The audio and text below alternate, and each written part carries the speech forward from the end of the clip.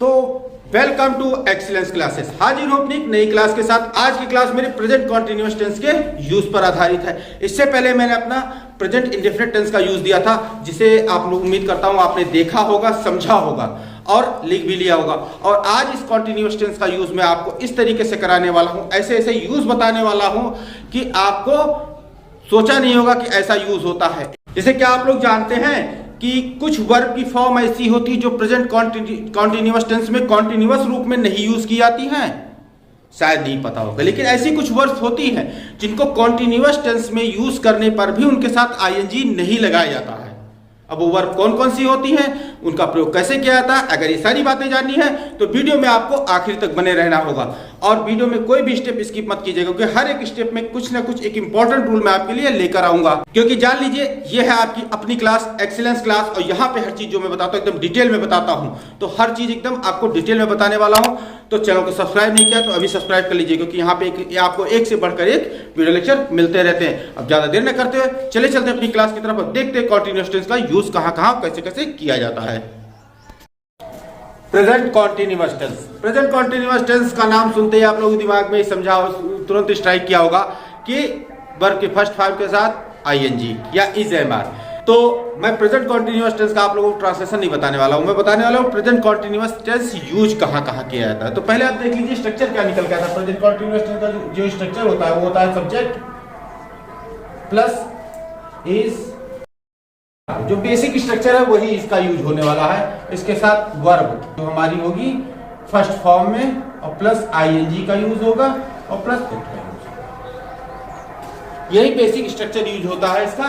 लेकिन यही basic structure हम लोगों को यूज कहां कहां करना रहता है, कैसे सेंटेंस अगर हमारे सामने आ जाए तो उनका जो प्रेजेंट कॉन्टिन्यूअस टेंस यूज करना रहता है, ये आज हम सीखेंगे। तो पहला जो यूज हमारे सामने आता है वो कुछ ये है।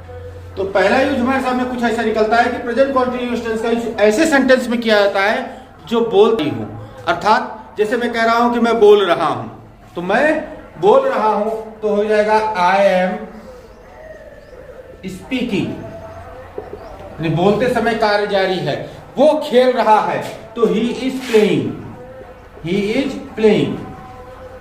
बोलने के वक्त जो कार्य जारी हो उसी के साथ हम लोग प्रेजेंट कॉन्टिन्यूअस टेंस का यूज करते हैं। दूसरा स्ट्रक्चर, दूसरा सेंटेंस का यूज क्या होता है ये भी जान लीजिए।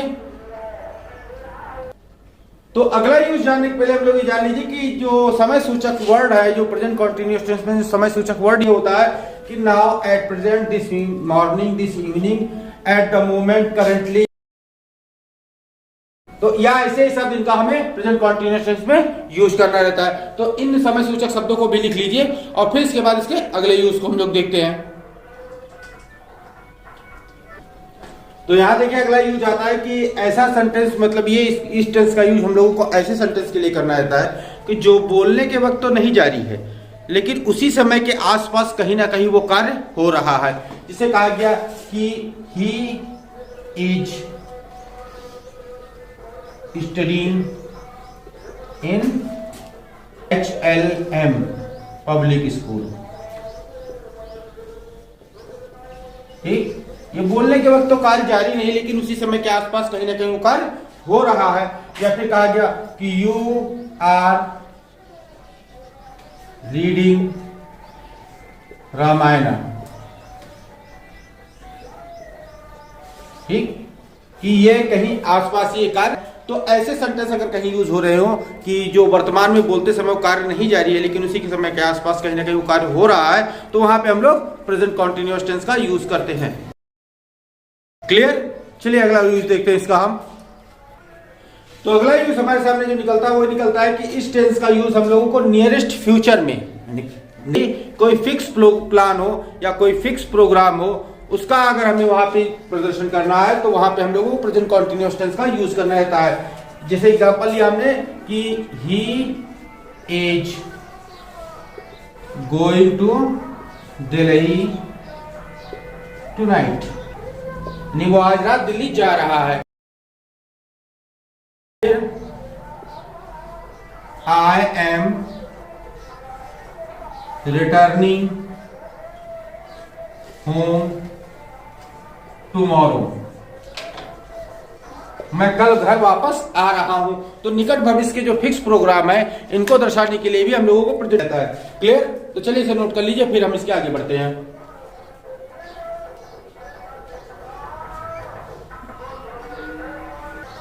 तो अब जो मैंने बताया था कि नियरेस्ट फ्यूचर के फिक्स प्रोग्राम वाले सेंटेंस होते हैं, तो उसमें कुछ हम लोगों को एडवर्ब ऑफ टाइम देखने को मिलता है, क्योंकि एडवर्ब ऑफ टाइम अगर नहीं लगाएंगे तो नियरेस्ट फ्यूचर का हमें बोध वहां पे नहीं हो पाएगा। तो क्या एडवर्ब ऑफ कि tonight, tomorrow, next day, next night, next moment, next week, next month, next year, this morning, this evening, 5 o'clock। 5 o'clock का मतलब हुआ कि 5 बजे ही नहीं, उसमें कोई भी टाइम आपको दिया जा सकता है कि 2 o'clock, 3 o'clock, 5 o'clock, 11 o'clock, कोई भी टाइम दिया जा सकता है। उसी प्रकार से AM या PM में जो समय दिया जाता है वो भी लिखा रह सकता है।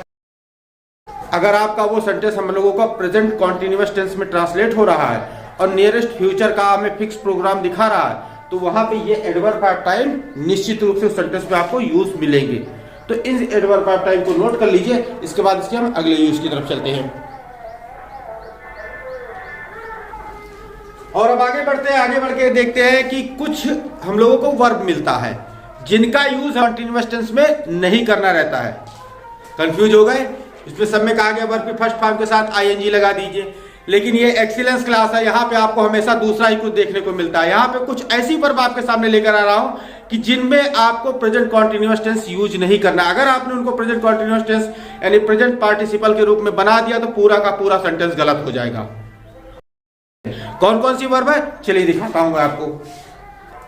तो ये कुछ वर्ड्स है, जैसे see, hear, smell, notice, recognise, taste, appear, seem, look, love, hate, about, despise, detest, like, dislike, hope, doubt, admit, accept, refuse, deny, prefer, regard, satisfy, want, wish, desire, intent, please, displease, mean, suppose, think, imagine, recall, remember, या इसी प्रकार से और सारी word.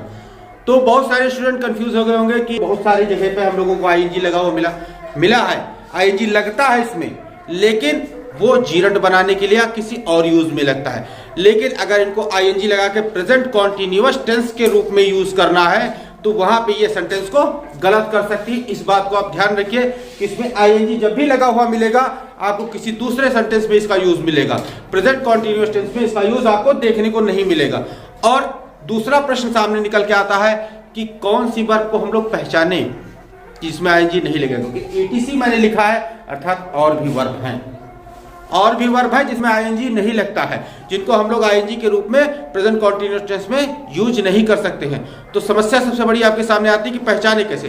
तो पहचानने के लिए आप लोग जान के रखिए कि आप लोगों को जितनी भी वर्ब यहाँ पे दिखाई दे रही है ये सारी वर्ब आपकी स्टैटिक वर्ब है, ये स्टैटिक वर्ब है। स्टैटिक वर्ब क्या होती है ये आपको मैंने बहुत अच्छे से आपको अपने पहले वीडियो लेक्चर में बता रखा है। इसके पहले मैंने वर्ब का वीडियो लेक्चर दिया था कई दिन हो गया, उसमें मैंने आपको बहुत ही क्लियरली बताया था कि स्टैटिक वर्ब क्या होती है, डायनामिक वर्ब क्या होती है। जिन्होंने अभी तक वीडियो नहीं देखा है नीचे डिस्क्रिप्शन बॉक्स में वर्ब नाम की प्लेलिस्ट होगी, वहां जाके आप उसे देख सकते हैं कि स्टैटिक वर्ब क्या होती है, डायनामिक वर्ब क्या होती है। वैसे जान लीजिए कि जितनी भी वर्ब है ये स्टैटिक वर्ब है। ये अंदर की फीलिंग, जैसे कहते हैं एब्स्ट्रैक्ट नाउन टाइप का वर्ब होता है, ये उसी प्रकार की वर्ब। देखिए see, hear, smell, notice, recognise, taste, see माने देखना, हियर माने सुनना, स्मेल माने सूंघना, नोटिस माने देखना, किसी चीज को अनुसरण करना, रिकॉग्नाइज पहचानना, टेस्ट माने स्वाद लेना। ये सारी एक मन की फीलिंग वाली वर्ब है। तो ऐसी वर्ब को आप लोग देखिए, पहचानिए और ये जान के रखिए कि इनका यूज कभी भी आईएनजी फॉर्म में प्रेजेंट कॉन्टिन्यूअस टेंस के साथ नहीं किया जाता है। क्लियर? उम्मीद है ये चीज आपको समझ में आ गई होगी। तो इन वर्ब्स को नोट कर लीजिए और फिर इसके अगले यूज की तरफ हम चलते हैं। तो जो रूल मैंने अभी आपको बताया है उससे संबंधित एक तो एग्जांपल दे देता हूं, जिससे वो रूल आपको और अच्छे से क्लियर हो जाए कि उस रूल में आपको दिक्कत ना हो कि ऐसे वर्ड जो वर्ब आपके सामने आ जाए तो आपको प्रेजेंट कॉन्टिन्यूअस टेंस के यूज करते समय उसमें आईएनजी का यूज नहीं करना है। जैसे कहा गया है कि वो फूल सूंघ रहा है, तो वो फूल सूंघ रहा है तो आप लोग क्या करेंगे, ऐसे साधारण सा जो अभी लिखेंगे क्या लिखेंगे कि he is smelling the flower, ये लगा देंगे। लेकिन ये सेंटेंस गलत हो जाएगा क्योंकि इस अभी क्या होता है कि स्मेल के साथ आईएनजी का लगाकर आपको उसे प्रेजेंट कॉन्टिन्यूअस टेंस में यूज नहीं करना है। तो he is smelling the flower sentence गलत है। आप यहां करेंगे कि ही स्मेल्स द फ्लावर, यह सेंटेंस हमारा सही होगा, ये चीज सही होगा कि यू आर नोइंग हिम, तो ये सेंटेंस गलत, क्योंकि यहां पे नोइंग लिखा है और नो को मैंने बताया कि आईएनजी लगा के प्रेजेंट कंटीन्यूअस टेंस में यूज नहीं करना है। तो आप क्या कर सकते हैं, आप करेंगे कि यू नो हिम, ये लिख सकते हैं, ये सेंटेंस सही रहेगा। यू आर नोइंग हिम, ये सेंटेंस गलत है, जिसमें नो के साथ आईएनजी का यूज करके प्रेजेंट कंटीन्यूअस टेंस के रूप में यूज करना सेंटेंस को गलत कर सकता है। तो उम्मीद है कि ये जो वर्ब की जो आईएनजी लगाने के लिए मैंने प्रतिबंध बताया है, प्रतिबंध वाला रूल आपको समझ में आ गया होगा। तो एग्जाम कर लीजिए, फिर इसका अगले यूज दिखाते हैं मैं आपको। जैसे कुछ स्टेटमेंट हैं, कुछ वर्ब्स ऐसी आपको सामने नजर आ जाएंगी कि जिसमें आपको आईएनजी लगाना भी पड़ सकता है। अब वो किस कंडीशन में लगाना पड़ सकता है वो चलिए देख लेते हैं कि एक एक वर्ब को हम लोग समझते हुए चलते हैं कि एक एक वर्ब लिखेंगे, उसका कैसा अर्थ अगर निकलता है तो उसमें आईएनजी यूज करेंगे कि सिंपल प्रेजेंट यूज करेंगे। ये चीज आपको मैं बता देता हूं कि जिससे आपको और कंफ्यूजन ना हो कि कुछ वर्ब्स को आपको आईएनजी रूप में लगा हुआ सेंटेंस में पाएंगे भी, लेकिन वहां पे उनका अर्थ दूसरा रहेगा। कैसे अर्थ रहेगा, क्या क्या अर्थ रहेगा, काहे उसके साथ आईएनजी का यूज करेंगे, ये चीजें अब आप सीख लीजिए यहाँ पे। तो पहला स्टैटिक वर्ब हमने लिया फील। फील को हम लोग कई प्रकार से यूज कर सकते हैं, कई सारे अर्थों में यूज करते हैं। जैसे जैसे फील का अर्थ निकलेगा उसी वैसे वैसे उसकी टेंस बदलेगी। कैसे कैसे बदलेगी, जैसे फील का अर्थ महसूस करना के अगर अर्थ में हो रहा है, फील को अगर महसूस करना के अर्थ में रख रहे हैं तो उसे हम लोग प्रेजेंट इंडेफिनिट टेंस अर्थात सिंपल प्रेजेंट टेंस में लिखेंगे। नहीं, फील को फीलिंग वहां नहीं लिखेंगे। अगर फील को हम लोग महसूस करना के अर्थ में लिख रहे हैं तो वहां फीलिंग नहीं लिखेंगे, फील्स ही लिखेंगे, या फील खाली लिखेंगे। या फील का प्रयोग हम सोचना विचारना के अर्थ में लिख रहे हैं, यानी फील का अर्थ अगर हम सोचना विचारना के रूप में कर रहे हैं तो भी वहां पर स्वयं प्रेजेंट इंडेफिनिट टेंस में रखेंगे, सिंपल प्रेजेंट में रखेंगे। वहां पे हम लोग फील के साथ आईएनजी का यूज नहीं करेंगे। लेकिन अगर फील के बाद कोई एडजेक्टिव आ रहा है, फील के बाद कोई एडजेक्टिव आ रहा है और वो एडजेक्टिव उस सेंटेंस में यूज किए गए मानसिक स्थिति या फिजिकल कंडीशन, मानसिक दशा या जो उसकी भौतिक दशा है उसको बता रहा है, या फिर उसके जो इमोशन को प्रदर्शित कर रहा है, इमोशन को बता रहा है, तो वहां पे फील को हम लोग प्रेजेंट इंडेफिनिट और प्रेजेंट कॉन्टिन्यूअस दोनों में यूज कर सकते हैं। जैसे फील के बाद आ रहा है एंग्री, तो फील एंग्री भी लिख सकते हैं और फीलिंग एंग्री भी लिख सकते हैं। फील के बाद टायर्ड आ रहा है, कोई फिजिकल कंडीशन, टायर्ड का मतलब वो थका हुआ है, तो थका हुआ मानसिक भी हो सकता है, शारीरिक भी हो सकता है, नहीं फिजिकल भी कंडीशन भी वहां बताई जा रही है और मेंटल कंडीशन भी बताई जा रही है। तो वहां पे आप लोग फील टायर्ड भी लिख सकते हैं और फीलिंग टायर्ड भी लिख सकते हैं, दोनों सेंटेंस में कोई गलती नहीं होने वाली है। क्लियर? तो ये समझ लीजिए कि फील के बाद आने वाला अगर कोई एडजेक्टिव है और वो उस सेंटेंस में यूज सब्जेक्ट का फिजिकल कंडीशन या मेंटल कंडीशन या फिर उसके इमोशन को बता रहा है, तो वहां पे आप लोग फील को आईएनजी फॉर्म के साथ भी यूज कर सकते हैं और उसके प्रेजेंट इंडेफिनिट टेंस यानी पांचवी फॉर्म को भी यूज कर सकते हैं। अब इमोशन मतलब वो दुखी है, वो खुश है, वो अच्छा महसूस कर रहा है, तो ये इमोशंस हो गए, उसके इमोशन भी आएंगे, तभी आप वहां पे दोनों में से कोई यूज कीजिए, कोई दिक्कत नहीं होने वाली। क्लियर? अगला आ जाते हैं यदि फील का प्रयोग यदि स्पर्श या जांच करना के अर्थ में हो, यदि फील का अर्थ अगर हमें किसी चीज को स्पर्श करना है या जांच करना है उसकी, तो वहां पे हम लोग फील को आईएनजी के साथ ही यूज करेंगे, वहां पे उसकी प्रेजेंट इंडेफिनिट टेंस हम लोग नहीं यूज करने वाले। इस बात को आप ध्यान रखिए कि फील का अर्थ अगर हम लोग वहां पे किसी भी सेंटेंस में फील का अर्थ ये निकल रहा है किसी चीज को स्पर्श करना है या उसकी जांच करनी है, तो वहां पे हम लोग उसके साथ आईएनजी का ही यूज करेंगे, वो प्रेजेंट इंडेफिनिट टेंस में वहां सेंटेंस नहीं यूज होने वाला। क्लियर? अगले फील के अर्थ में हम जान लीजिए कि फील का अर्थ वहां पे भी अगर जैसे निकल रहा किसी चीज को छूकर पता लगाना, जैसे कोई अंधा है किसी चीज को छूकर पता लगाता है तो वहां फील लगाया जाता है, और वहां पे ऐसे सेंटेंस में अगर फील लगाया जाता है तो वहां पर भी आप आईएनजी के साथ ही फील यूज कीजिए, वर्ब के फिफ्थ फॉर्म यानी फील्स का यूज या फील का खाली यूज नहीं कीजिए। क्लियर? उम्मीद है कि फील का यूज आपको समझ में आ गया, फील का यूज पूरी तरह से आपने फील भी कर लिया होगा। तो आप इस यूजों को नोट कर लीजिए और फिर हम इसके अगले प्रयोग की तरफ बढ़ते हैं। यही हमारे सामने आता है कि सी का प्रयोग अगर इसके सामान्य अर्थ यानी देखना के अर्थ में किया जा रहा है तो हम लोग यहाँ पे उस सी को प्रेजेंट कॉन्टिन्यूअस टेंस में यूज नहीं करते, उसका यूज हम लोग इंडेफिनिट में ही करते, सिंपल प्रेजेंट टेंस में ही करते हैं। जैसे एग्जांपल लिया हमने कि we see with our eyes, हम अपनी आंख से देख रहे हैं, हम अपनी आंख से देख रहे हैं तो हम लोग लगाएंगे we see with our eyes. यहां पे सींग नहीं लगाएंगे। अगर सींग लगा दी, जैसे मान लिया किसी ने ये लिख दिया कि we are seeing with our eyes, तो ये सेंटेंस हमारा गलत है, इसको नहीं एक्सेप्ट किया जाएगा, सेंटेंस यहां पे गलत हो जाएगा। लेकिन अब फिर सीइंग कहां यूज होता है ये भी जान लीजिए कि सीइंग का यूज हम लोगों को नहीं, सी के साथ आईएनजी का प्रयोग वहां पे देखने को मिलता है जहां पे सी का अर्थ हम लोगों को मिलने के अर्थ में आ रहा हो। मीटअप के अर्थ में अगर सी का यूज किया रहा है तो वहां पे हम लोगों को सी के साथ आईएनजी का प्रयोग देखने को मिलता है। तो अगला रूल ये देखिए कि सी का प्रयोग यदि मीट बाय अपॉइंटमेंट अर्थात मिलने के अर्थ में अगर किया जा रहा है तो वहां पे इसको हम लोग प्रेजेंट पार्टिसिपल पहले ही बता चुका हूं, प्रेजेंट पार्टिसिपल ही वर्ब की फॉर्म वो फॉर्म होती है जो प्रेजेंट कॉन्टिन्यूअस के सेंटेंस में यूज की जाती है। तो हमें सी को प्रेजेंट पार्टिसिपल फॉर्म में लिख सकते हैं। जैसे कहा गया कि वो आज मुझसे मिल रहा है, वो आज मुझसे मिल रहा है, तो हो जाएगा he is seeing me today. इस तरीके से लिखा जा सकता है कि वो आज मुझसे मिल रहा है, फिक्स है कि आज वो मुझसे मिलेगा। अपॉइंटमेंट का मतलब फिक्स होता है, जो मिलने का कार्यक्रम होता है, तो मिलने का कार्यक्रम फिक्स है, तो वहां पे हम लोगों ने प्रेजेंट पार्टिसिपल वर्ब की फर्स्ट फॉर्म के साथ आईएनजी का यूज कर लिया। क्लियर? उम्मीद है कि ये चीज आपको समझ में आ गई होगी कि सी का यूज कहां सिंपल प्रेजेंट में करते हैं, कहां प्रेजेंट कॉन्टिन्यूअस में करते हैं। तो चलिए इसे नोट कर लीजिए, फिर इसके आगे यूज देखते हैं हम लोग।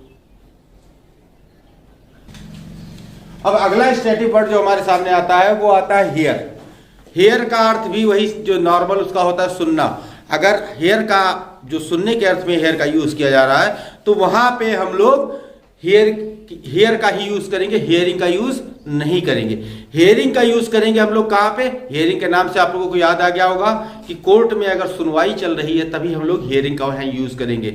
अगर नॉर्मली सुनने के अर्थ में हियर का यूज किया जा रहा है तो वहां पे हियर ही करेंगे, आईएनजी उसके साथ नहीं लगाएंगे। चलिए इसका रूल मैं लिख देता हूं आपके लिए। देखिए यहाँ पे रूल लिखा हुआ है कि हियर का प्रयोग यदि सुनना के अर्थ में हो रहा है तो उसे सिंपल प्रेजेंट टेंस में प्रयोग करेंगे, और यदि हियर का प्रयोग सुनवाई करना के अर्थ में हो रहा है तो उसे प्रेजेंट पार्टिसिपल के रूप में प्रयुक्त करेंगे। प्रेजेंट पार्टिसिपल आईएनजी फॉर्म, जैसे कहा कि मैं एक संगीत सुन रहा हूं तो आई हियर म्यूजिक, इसे इस प्रकार से लिखेंगे। लेकिन अगर इसको कोई किसी ने लिख दिया कि आई एम हियरिंग म्यूजिक तो ये सेंटेंस गलत हो जाएगा, इसको एक्सेप्ट नहीं किया जाएगा। आई हियर म्यूजिक, मैं संगीत सुन रहा हूं, और जबकि जो सुनवाई करना का हो जाएगा कि द जज इज हियरिंग द केस। जज जो है मुकदमे की सुनवाई कर रहा है। तो यहां पे देखिए कि अगर इसके साथ हम हियर लगाएंगे, द जज इज हियर द केस, तो वहां पे वो सेंटेंस गलत हो जाएगा क्योंकि मुकदमे की सुनवाई कर रहा है। सुनवाई करना के अर्थ में अगर हो रहा है तो हियरिंग का प्रयोग करेंगे, और अगर सुनने के अर्थ में हो रहा है तो हम लोग हियर का यूज करेंगे। क्लियर? तो चलिए इन रूल को नोट कर लीजिए, फिर इसका अगले यूज देखते हैं हम लोग।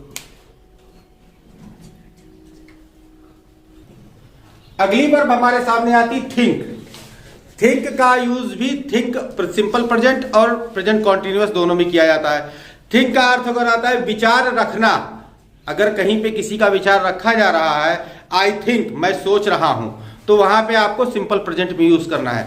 अगर कि कोई चीज विचार करना कि मैं सोच रहा हूं कहीं जाने का, तो मैं विचार कर रहा हूं कहीं जाने का, तो वहां पे थिंकिंग लगाएंगे। यानी कि अगर विचार रखने के अर्थ में थिंक का यूज कर रहे हैं तो वहां पे हम लोग सिंपल प्रेजेंट में यूज करेंगे, और विचार करने के अर्थ में यूज कर रहे हैं तो वहां पे हम लोग प्रेजेंट पार्टिसिपल का यूज करेंगे। क्लियर? तो चलिए इस रूल को लिख देता हूं। तो याद देखिए कि इसका ये निकला रूल है कि यदि थिंक का प्रयोग विचार रखना के अर्थ में हो रहा है तो सिंपल प्रेजेंट में यूज करेंगे, जबकि यदि थिंक का प्रयोग विचार करना के अर्थ में हो रहा है तो उसे प्रेजेंट पार्टिसिपल के रूप में प्रयोग करेंगे। जैसे I think he is right, I think मैं सोच रहा हूं कि वो सही है। यहां विचार अपना रखा जा रहा है, इसलिए यहां पे थिंक का यूज किया गया। लेकिन यहां पे अगला सेंटेंस में देखिए कि आई एम थिंकिंग, मैं सोच रहा हूं to go to the market, बाजार जाने के बारे में। यानी वहां विचार कर रहा हूं कि मैं बाजार जाऊंगा। क्लियर। अब चलते हैं हम अगले वर्ड की तरफ। तो अगला वर्ड हम लेते हैं अपीयर। अपीयर यदि प्रतीत होना, मालूम होना, यानी अपीयर को अगर प्रतीत होना या मालूम होना के अर्थ में प्रयोग किया जा रहा है तो हम लोग उसे सिंपल प्रेजेंट टेंस में यूज करते हैं। वहां पे उसके साथ आईएनजी का यूज हम लोग नहीं करते हैं। लेकिन अगर अपीयर का अर्थ निकलता है कि प्रकट होना या किसी के सामने उपस्थित हो जाना या पूरी समाज के सामने एकाएक उपस्थित हो जाना, तो वहां पे हम लोग अपीयर के साथ आईएनजी का यूज करते हैं। अपीयर का एक और यूज होता है कि अपीयर का जैसे कभी कहीं कहीं अपीयर का अर्थ प्रकाशित होना के अर्थ में भी लिखा जाता है। अगर अपीयर का अर्थ प्रकाशित होना के अर्थ में भी लिखा जा रहा है तब भी वहां हम लोग प्रेजेंट पार्टिसिपल का यूज करेंगे। क्लियर। एग्जाम्पल लिख देता हूं जिससे आपको अच्छे समझ में आ जाए।